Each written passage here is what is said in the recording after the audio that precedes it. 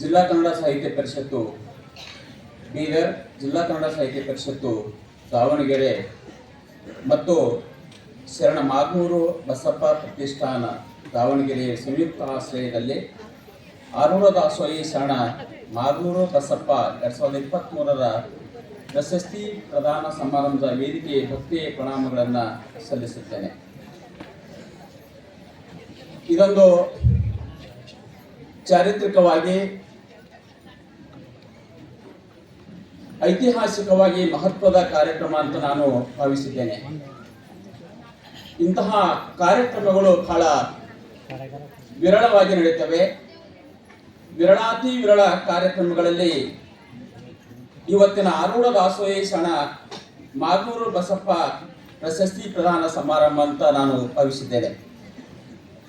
ಈ ಒಂದು ಪ್ರಶಸ್ತಿ ಪ್ರದಾನ ಸಮಾರಂಭಕ್ಕೆ ಭಾಜನರಾಗಿರುವ ನಾಡೋಜ ಡಾಕ್ಟರ್ ಮಘ ಚನ್ನಬಸವ ಮದ್ಗನ ಚಕ್ರವರ್ತಿ, ನಾಡೋಜ ಡಾಕ್ಟರ್ ಬಸವಲಿಂಗ ಪಟ್ಟದೇವರ ಶ್ರೀಪಾದಗಳ ಭಕ್ತಿ ಪ್ರಣಾಮಗಳನ್ನು ಸಲ್ಲಿಸುತ್ತಾ, ಈ ಸಮಾರಂಭದ ದಿವ್ಯ ಸಾನ್ನಿಧ್ಯವನ್ನು ವಹಿಸಿಕೊಂಡಿರತಕ್ಕಂತಹ ಪರಮ ಪೂಜೆ ಡಾಕ್ಟರ್ ಶಿವಾನಂದ ಮಹಾಸ್ವಾಮಿಗಳವರ ಶ್ರೀಪಾದಗಳಿಗೆ ಭಕ್ತಿ ಪ್ರಣಾಮಗಳನ್ನು ಸಲ್ಲಿಸುತ್ತಾ, ಈ ಸಮಾರಂಭದ ದಿವ್ಯ ನೇತೃತ್ವವನ್ನು ವಹಿಸಿರುವ ಇನ್ನೋರ್ವ ಪೂಜ್ಯರಾದ ಪೂಜ್ಯ ಮಘಾಚ ಗುರುಬಸವ ಪಟ್ಟದೇವರ ಶ್ರೀಪಾದಗಳಿಗೆ ಭಕ್ತಿ ಪ್ರಣಾಮಗಳನ್ನು ಸಲ್ಲಿಸುತ್ತಾ, ಅಕ್ಕವರ ಶ್ರೀಪಾದಗಳಿಗೆ ಭಕ್ತಿ ಪ್ರಣಾಮಗಳನ್ನು ಸಲ್ಲಿಸುತ್ತಾ ಸಮಾರಂಭವನ್ನು ಪ್ರಸ್ತಾಪ ಮಾಡಿ ನಾ ಅಭಿನಂದನೆ ನುಡಿಯನ್ನು ನುಡಿದ್ದೇನೆ. ದಾವಣಗೆರೆ ಜಿಲ್ಲಾ ಕನ್ನಡ ಸಾಹಿತ್ಯ ಪರಿಷತ್ತು ಬೀದರಿಗೆ ಬರುವ ಮೂಲಕವಾಗಿ ಮತ್ತು ದಾವಣಗೆರೆಯ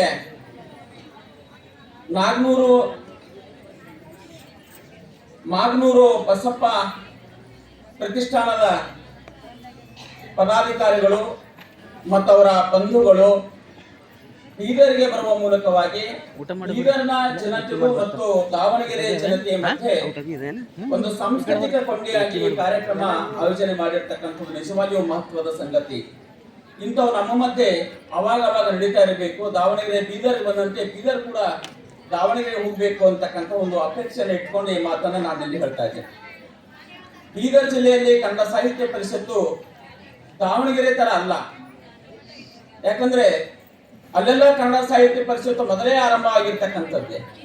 ನಮ್ಮಲ್ಲಿ 1970ರ ದಶಕದಲ್ಲಿ ಇಲ್ಲಿ ಬೀದರ್ಗೆ ಕನ್ನಡ ಸಾಹಿತ್ಯ ಪರಿಷತ್ತು ಬಂದು ಅನೇಕ ಅಧ್ಯಕ್ಷರು ಹನುಮಂತಪ್ಪ ಪಾಟೀಲ್ ಆದಿಯಾಗಿಟ್ಟುಕೊಂಡು ಶ್ರೀ ಚನ್ನಶೆಟ್ಟಿವರೆಗೆ ಅವರವರು ವಿಧಾಯಕವಾದಂತಹ ಕಾರ್ಯಗಳನ್ನ ಮಾಡುತ್ತಾ ಬರುವ ಹೊತ್ತಿನಲ್ಲಿ ಆ ಒಂದು ಪಯಣದಲ್ಲಿ ಈ ಹೊತ್ತಿನ ಕನ್ನಡ ಸಾಹಿತ್ಯ ಪರಿಷತ್ತು ಬಹಳ ಅರ್ಥಪೂರ್ಣವಾದಂತಹ ರೀತಿಯಲ್ಲಿ ಕಾರ್ಯವನ್ನ ನಿರ್ವಹಿಸ್ತಾ ಇದೆ. ಕಳೆದ ಅವಧಿಯಲ್ಲಿ ಅವರು 600 ಕಾರ್ಯಕ್ರಮಗಳನ್ನ ಮಾಡುವ ಮೂಲಕ ಹೊಸ ದಾಖಲೆಯನ್ನ ಸೃಷ್ಟಿ ಮಾಡಿರ್ತಕ್ಕಂಥದ್ದಿದೆ. ಅನೇಕ ಹೊಸತನಗಳಿಗೆ ಬೀದರ್ ಜಿಲ್ಲಾ ಕನ್ನಡ ಸಾಹಿತ್ಯ ಪರಿಷತ್ತು ಸಾಕ್ಷಿಯಾಗಿದ್ದಿದೆ. ಸುಮಾರು 30ಕ್ಕೂ ಹೆಚ್ಚು ಕೃತಿಗಳನ್ನ ಜಿಲ್ಲಾ ಮತ್ತು ರಾಜ್ಯ ಮಟ್ಟದ ಪ್ರಾತಿನಿಧಿಕ ಸಂಕಲನಗಳನ್ನ, ರಾಷ್ಟ್ರೀಯ ಮಟ್ಟದ ಒಂದು ಸಮ್ಮೇಳನವನ್ನ ಆಯೋಜನೆ ಮಾಡುವ ಮೂಲಕವಾಗಿ ಇವೆಲ್ಲ ಅನುದಾನ ರಹಿತವಾದಂತಹ ಕಾರ್ಯಕ್ರಮಗಳನ್ನ ಇಲ್ಲಿ ಆಯೋಜನೆ ಮಾಡಿ ಗಡಿ ಭಾಗದಲ್ಲಿ ಕನ್ನಡ ಕಟ್ಟತಕ್ಕಂತಹ ಕೆಲಸ ಇಲ್ಲಿನ ಕನ್ನಡ ಸಾಹಿತ್ಯ ಪರಿಷತ್ತು ಮಾಡ್ತಾ ಇರ್ತಕ್ಕಂಥದ್ದು ದಾವಣಗೆರೆ ಬಂಧುಗಳಲ್ಲಿ ನಾನು ಇದನ್ನ ಹೇಳಲಿಕ್ಕೆ ಇಷ್ಟಪಡ್ತಾ ಇದ್ದೀನಿ. ಇಂಥ ಹೊತ್ತಿನಲ್ಲಿ ಈ ಕಾರ್ಯಕ್ರಮ ಅತ್ಯಂತ ಮಹತ್ವದ್ದು ಅಂತ ಹೇಳಲಿಕ್ಕೆ ಮುಖ್ಯ ಕಾರಣ ಅಂತಂದ್ರೆ, ಬಡತನ ಅಂತ ಅನ್ನೋದು ಬದುಕಿನ ದೌರ್ಬಲ್ಯವಲ್ಲ, ಅದು ಸಾಧನೆ ಮಾಡಲಿಕ್ಕೆ ಸಿಕ್ಕ ಅವಕಾಶ ಅಂತ ನಂಬ್ಕೊಂಡು ಬಂದಿರತಕ್ಕಂಥವ್ರು ಮಾಗನೂರು ಬಸಪ್ಪನವರು. ತನ್ನ ತಂದೆಯವರ ಅಂತ್ಯಕ್ರಿಯೆ ಮಾಡಲಿಕ್ಕೆ ಅಶಕ್ತರಾಗಿರ್ತಕ್ಕಂಥವ್ರು ಇವತ್ತು ಅನೇಕ ಶಿಕ್ಷಣ ಸಂಸ್ಥೆಗಳನ್ನು ಕಟ್ಟಿ ಆ ಮೂಲಕವಾಗಿ ಒಂದು ಶೈಕ್ಷಣಿಕ ಕ್ರಾಂತಿಯನ್ನ ಮತ್ತು ದಾಸೋಹವನ್ನ ಪ್ರಸ್ತುತಪಡಿಸತಕ್ಕಂಥದ್ದಿದೆಯಲ್ಲ, ನಿಜವಾಗಿ ಕೂಡ ನಮಗೆ ಅಭಿಮಾನ ಮತ್ತು ಹೆಮ್ಮೆಯ ಸಂಗತಿ. ಈ ಮಾತುಗಳು ನಮ್ಮ ಸುತ್ತಲಿನ ಸಮಾಜಕ್ಕೆ ಮತ್ತು ನಮಗೆಲ್ಲ ಪ್ರೇರಣಾದಾಯಕ ಅಂತ ನಾನು ಭಾವಿಸಿದ್ದೇನೆ. ಇನ್ನೊಂದು 2 ಸಂಗತಿಗಳನ್ನು ಈ ಸಂದರ್ಭಕ್ಕೆ ಹೇಳಬೇಕು. ನನಗೆ ಆಮಂತ್ರಣ ಪತ್ರದ ಜೊತೆಗೆ ಶರಣ ಮಾಗನೂರು ಬಸಪ್ಪನವರ ಆತ್ಮಚರಿತ್ರೆಯನ್ನ ಕಳಿಸಿಕೊಟ್ಟಿದ್ದಾರೆ. ಇದನ್ನು ನಾನು ಪೂರ್ತಿಯಾಗಿ ಗಮನಿಸಿದ್ದೇನೆ ಮತ್ತು ಅವರೇ ನಮ್ಮ ಮುಖ್ಯ ಅತಿಥಿಗಳು ಅವ್ರ ಬಗ್ಗೆ ಮಾತಾಡೋದ್ರಿಂದ ನಾನು ಮಾತಾಡಲಿಕ್ಕೆ ಹೋಗೋದಿಲ್ಲ. ಅವರು ಮಾತಾಡಲು ಅನೇಕ ಸಂಗತಿಗಳನ್ನು ಬಿಟ್ಟಿದ್ದಾರೆ. ಒಂದು ಮಾತನ್ನು ಹೇಳಿ ನನ್ನ ಮಾತನ್ನ ಆರಂಭಿಸ್ತೇನೆ. ಈ ಪುಸ್ತಕದ ಕೊನೆಯಲ್ಲಿ ಒಂದು ಮಾತು ಬರೆದಿಟ್ಟಿದೆ.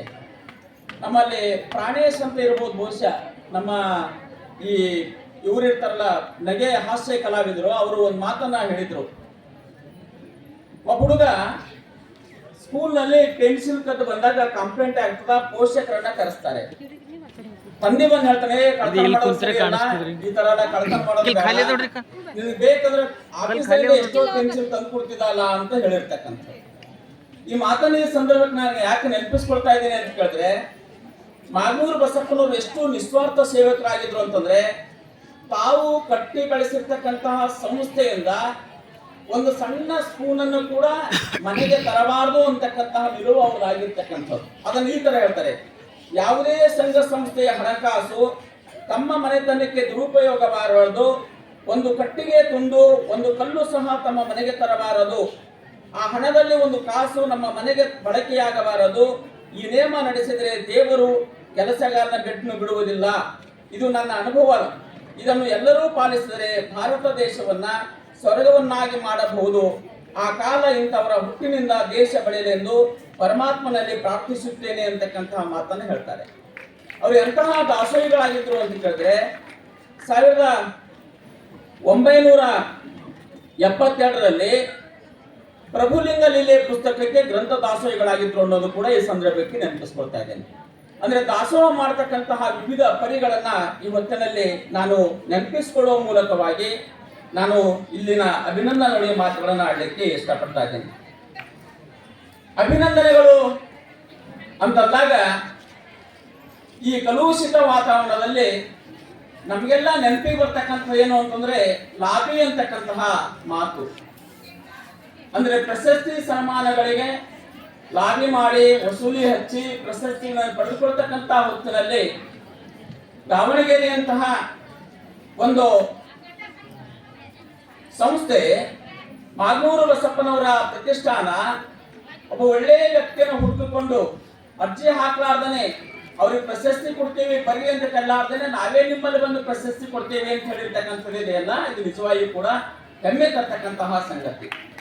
ಶಿವಶರಣ ಈ ಪ್ರಶಸ್ತಿಗಳು ಯಾಕೆ ಕೊಡಬೇಕು ಅಂತ ಕೇಳಿದ್ರೆ, ನನಗೆ ಯಾವಾಗಲೂ ಶಿವಶರಣ ಪಾಟೀಲ್ ಚೌಳಿ ಅವರ ಒಂದು ಪದ್ಯ ನೆನಪಾಗ್ತದೆ. ಯಾವುದು ಅಂತ ಕೇಳಿದ್ರೆ, ಯಾವತ್ತಿಗೂ ಸಾಮಾಜಿಕ ಚಿಂತನೆ ಸಾಮಾಜಿಕ ಕ್ರಿಯೆಗಳಲ್ಲಿ ಮನಸ್ಸಾ ತೊಡಗಿಸಿಕೊಂಡಿರುವ ನಾನು ಒಂದಿಷ್ಟು ಪ್ರತಿಫಲಾದೇಶ ಇರಿಸಿಕೊಂಡಿಲ್ಲವಾದರೂ ಸೂಕ್ತ ಪ್ರಜ್ಞೆಯ ತಲಾತಲದಲ್ಲಿ ಇದ್ದಕ್ಕಿಂತಲೇ ಒಂದು ಪ್ರಶ್ನೆ ಹುಟ್ಟುಕೊಳ್ಳುತ್ತದೆ. ಸಮಾಜ ನನ್ನ ಹೇಗೆ ಕಂಡಿತು, ಸಮಾಜ ನನಗೆ ಹೇಗೆ ಕಂಡಿತು ಎಂದು ಆಗ ಸುತ್ತಲಿನ ಸಮಾಜದ ಕಡೆಗೆ ನನ್ನ ದೃಷ್ಟಿ ಹರಿಯುತ್ತದೆ.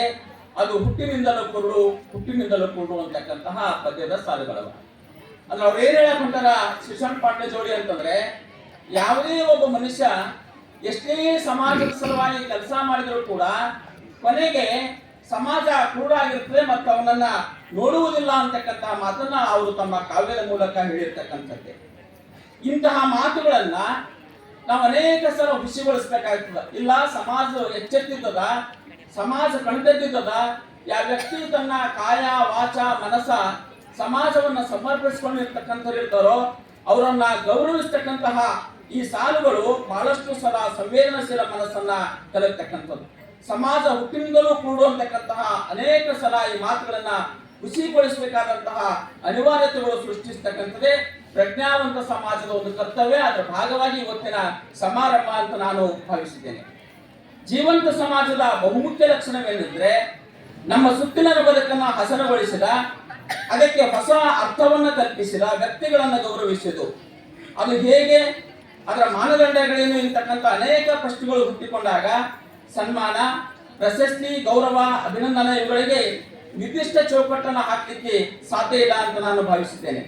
ಈ ಸನ್ಮಾನದ ಒಟ್ಟು ಆಶಯ ವ್ಯಕ್ತಿಯ ಕಾರ್ಯವನ್ನ ಸಮಾಜಕ್ಕೆ ಪರಿಚಯಿಸತಕ್ಕಂಥದ್ದು ಮತ್ತು ನಮ್ಮ ಬದುಕಿನ ಮೌಲ್ಯಗಳಿಗೆ ಹೊಸ ಅರ್ಥವನ್ನು ಕೊಡುವುದು ಅಂತ ನಾನು ಭಾವಿಸಿದ್ದೇನೆ. ಹಾಗಾಗಿ ಸಮಾಜಕ್ಕೆ ತನ್ನನ್ನ ಸಮರ್ಪಿಸಿಕೊಂಡಂತಹ ಲೋಕಹಿತದಲ್ಲಿಯೇ ತಮ್ಮ ಹಿತವನ್ನ ಕಾಣತಕ್ಕಂತಹ ವ್ಯಕ್ತಿಗಳನ್ನ ಗೌರವಿಸ್ತಕ್ಕಂಥದ್ದು ಅಂತ ನಾನು ಭಾವಿಸುತ್ತೇನೆ. ಅಂತಹ ಸಾಲಿನಲ್ಲೇ ಪರಮ ಪೂಜೆ ಡಾಕ್ಟರ್ ಬಸವಲಿಂಗ ಪಟ್ಟದೇವರು ಒಬ್ಬರಾಗಿರ್ತಕ್ಕಂಥವ್ರು. ಹಾಗಾಗಿ ಅವರಿಗೆ ಪ್ರಶಸ್ತಿ ಸಂದಿರ್ತಕ್ಕಂಥ ನಿಜವಾಗಿಯೂ ಗೌರವ ತಂದುಕೊಡ್ತಕ್ಕಂಥವ್ರು. ಅವ್ರು ಎಂಥವರು ಅಂತ ಕೇಳಿದ್ರೆ, ಪರಮ ಪೂಜೆ ಬಸವಲಿಂಗ ಪಟ್ಟದವರು ಎಂತವರು ಅಂತ ಕೇಳಿದ್ರೆ ಭೂಮಿಯ ಒಳಗೆ ಇರುವ ಎರೆಹುಳ, ರೈತನ ಹುಳ ಅಂತ ಕರೀತೇವೆ ನಾವು. ಭೂಮಿಯ ಒಳಗಿರ್ತಕ್ಕಂಥ ಎರೆಹುಳು ಕೂಡ ತನ್ನ ನೋವು ಅನುಭವಿಸಬಾರದು ಎಂಬ ಅಂತಃಕಣದ ಸೂಕ್ಷ್ಮ ಸಂವೇದನೆಗಳಿರ್ತಕ್ಕಂಥದ್ದು.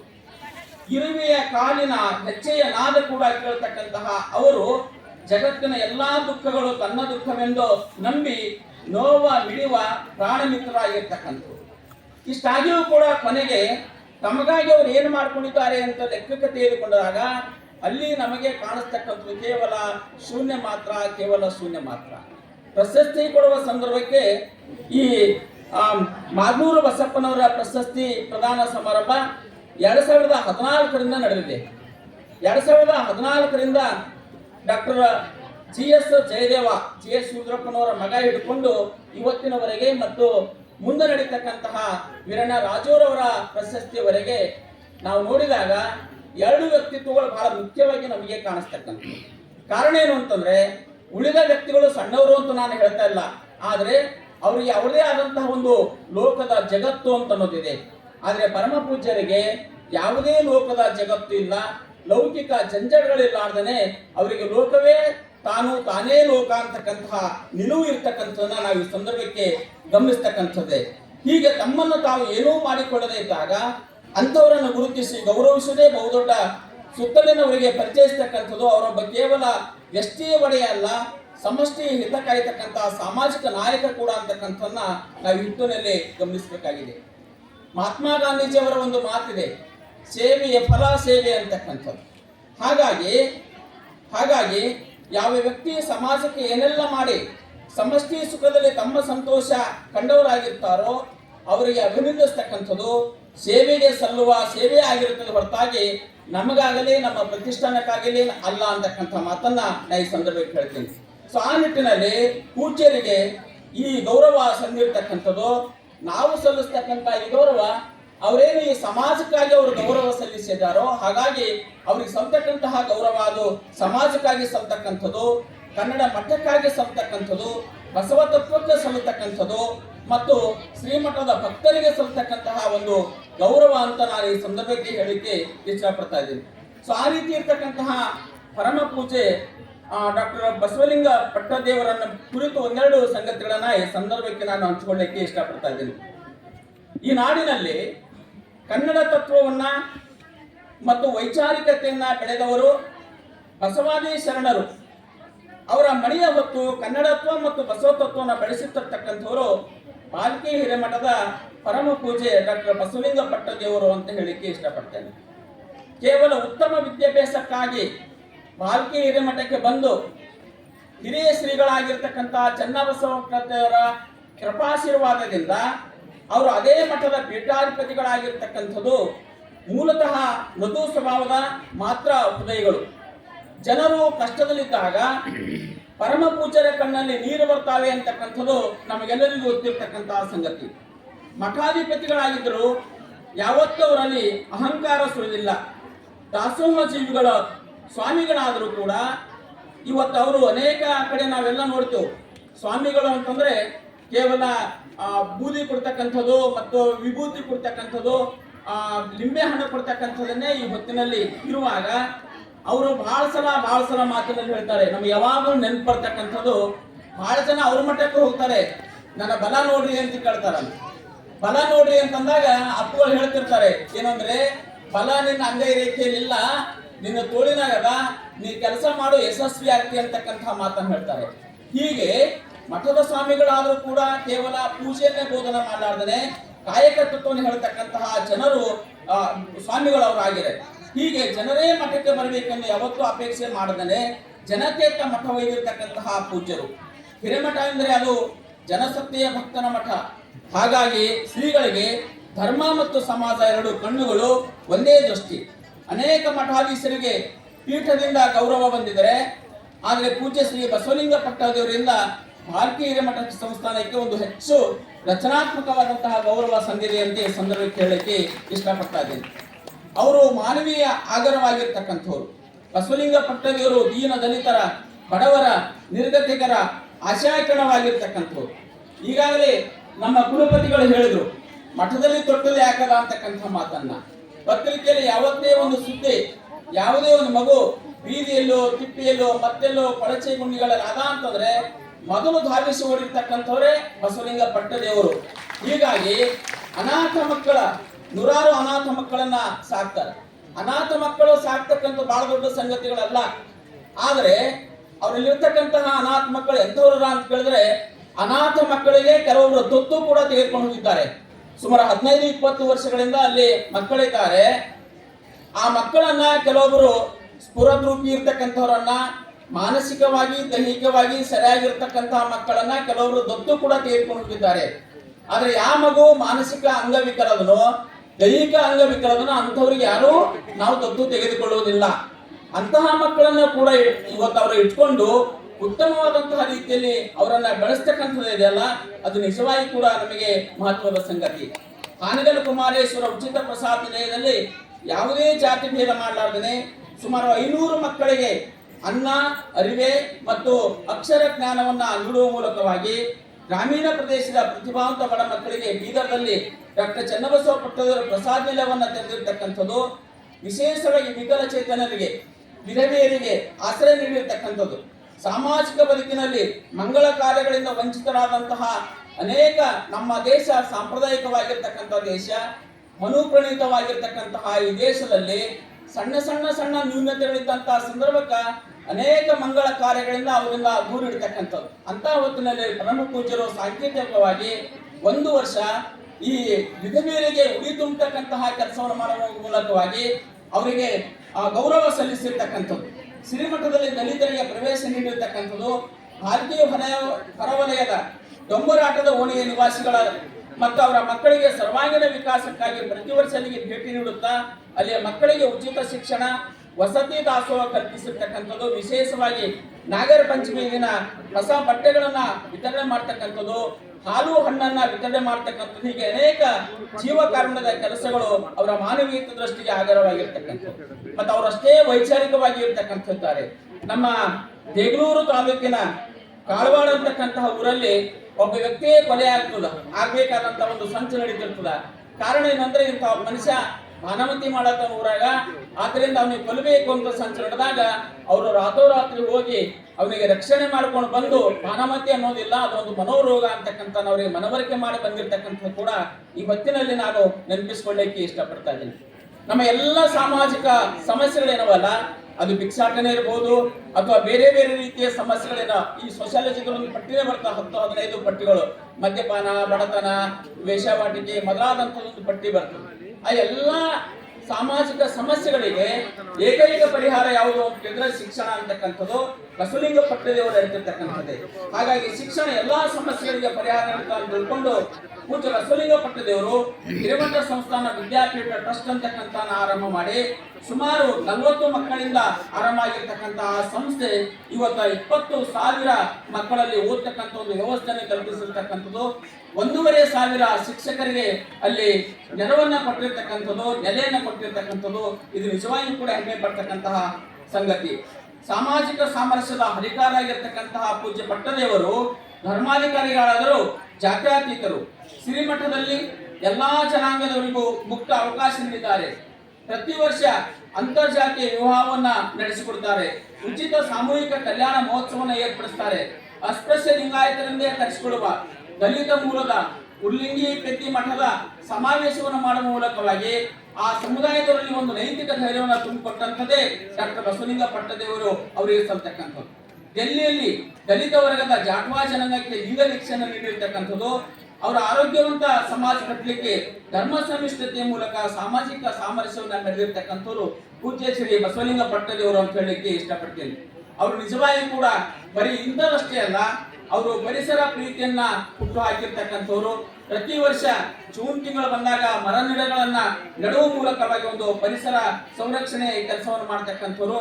ಮತ್ತು ಕೋಟಿ ವಿದ್ಯೆಗಿಂತ ಮೇಟಿ ವಿದ್ಯೆ ಮೇಲು ಅಂತಕ್ಕಂತಹ ಪೂಜ್ಯ ಶ್ರೀ ಬಸವಲಿಂಗ ಪಟ್ಟದೇವರು ರೈತ ಮೇಳ, ಕೃಷಿ ಸಂಬಂಧಿ ವಿಚಾರ ಸಂಕಿರಣಗಳನ್ನ ಈ ಎಲ್ಲಾ ತತ್ವಗಳನ್ನು ನೇಗಿಲೆ ತತ್ವೇ ಮೂಲ ಅಂತ ಹೇಳಿ ರೈತ ಮಿತ್ರರಾಗಿರ್ತಕ್ಕಂಥ ಕೂಡ ಈ ಸಂದರ್ಭಕ್ಕೆ ನಾವು ನೆನಪಿಸಿಕೊಳ್ಬೇಕಾಗಿದೆ. ಅವರು ಸಾಂಸ್ಕೃತಿಕ ಚಿಂತಕರು ಕೂಡ, ಧರ್ಮಾನುರಕ್ತರಾಗಿದ್ರು ಕೂಡ. ಪೂಜ್ಯ ಶ್ರೀ ಬಸವಲಿಂಗ ಪಟ್ಟದೇವರು ಕಲಾವಿದರು ಹೌದು.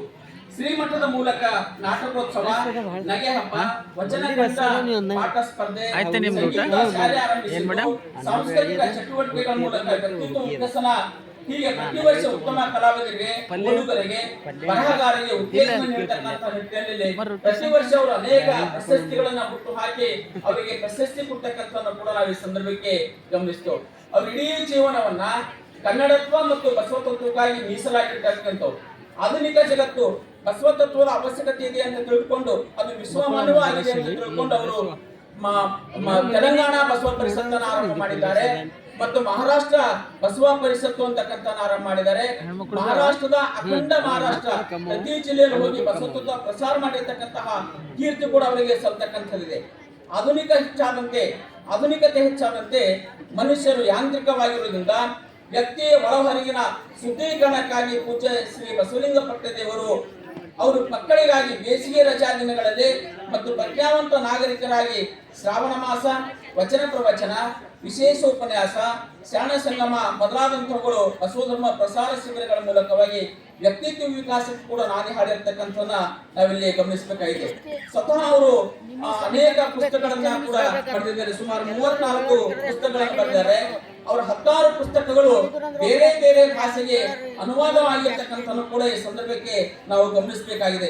ಹೀಗಾಗಿ ಸೃಜನಶೀಲ ಸಾಹಿತಿಗಳಾಗಿ ಕೂಡ ಅವರು ಇರ್ತಕ್ಕಂಥವನ್ನ ನಾವಿಲ್ಲಿ ನೋಡ್ತೇವೆ. ಮಾನವತಾವಾದವನ್ನ, ವಿಚಾರವಾದವನ್ನ ಬಿತ್ತಕ್ಕಂತಹ ಬಹುಮುಖ್ಯ ಮಾಧ್ಯಮ ಅಂತ ಹೇಳಿರೋದು ಸಾಹಿತ್ಯ. ಹಾಗಾಗಿ ಪೂಜ್ಯ ಬಸವಲಿಂಗ ಪಟ್ಟದೇವರು ಅನೇಕ ವೈಚಾರಿಕ ಮತ್ತು ವೈಜ್ಞಾನಿಕ ಮನೋಭಾವದ ಕೃತಿಗಳನ್ನ ಕೊಡುವ ಮೂಲಕವಾಗಿ ಬಸವ ತತ್ವವನ್ನ ಜನಮಾನಸಕ್ಕೆ ಮುಟ್ಟಿಸ್ತಕ್ಕಂತಹ ಕೆಲಸವನ್ನ ಮಾಡಿದ್ದಾರೆ. ಅವ್ರ ಪುಸ್ತಕಗಳ ಜನಪ್ರಿಯತೆ ಎಷ್ಟು ಅಂತ ಹೇಳಿದ್ರೆ ನಾನು ಈಗಾಗಲೇ ಹೇಳಿದಂತೆ ಹಿಂದಿ, ಮರಾಠಿ, ಅನುವಾದವಾಗಿ ಕೆಲವು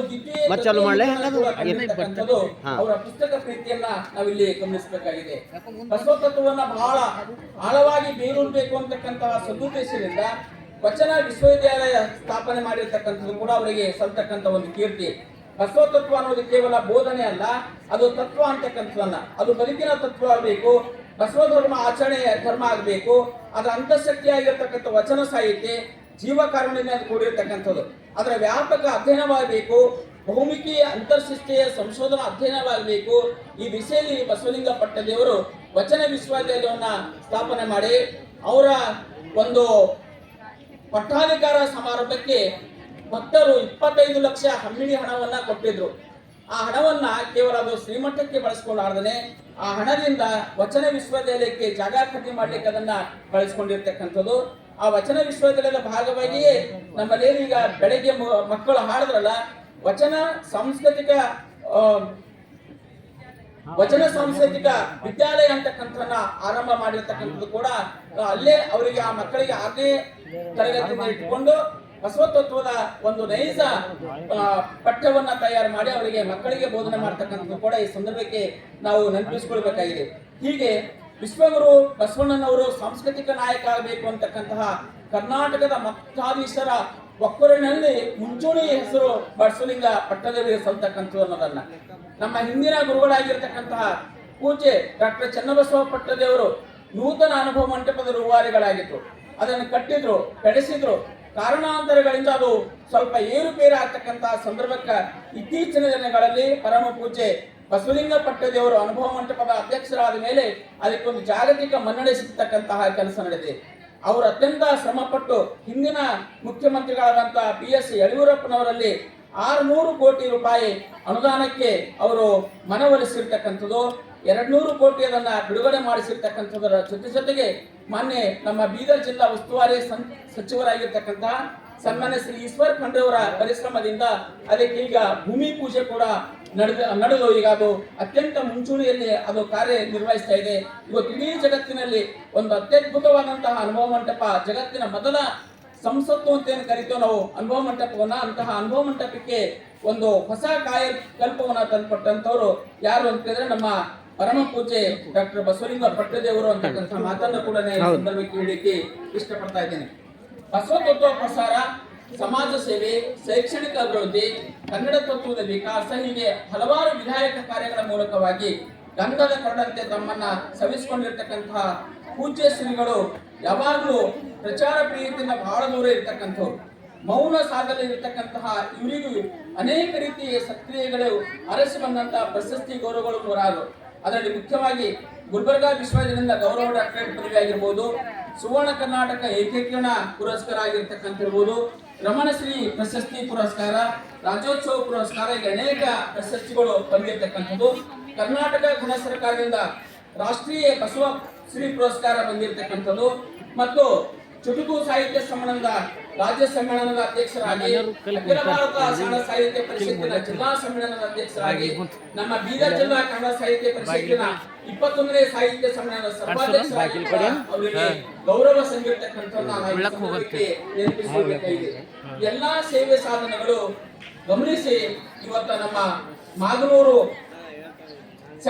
ಮಾಗನೂರು ಬಸಪ್ಪ ಒಂದು 2023ರ ಪ್ರಶಸ್ತಿ ಪ್ರದಾನ ಸಮಾರಂಭ ನಿಜವಾಗಿ ಕೂಡ ಬಹಳ ಅರ್ಥಪೂರ್ಣವಾಗಿರ್ತಕ್ಕಂಥದ್ದು.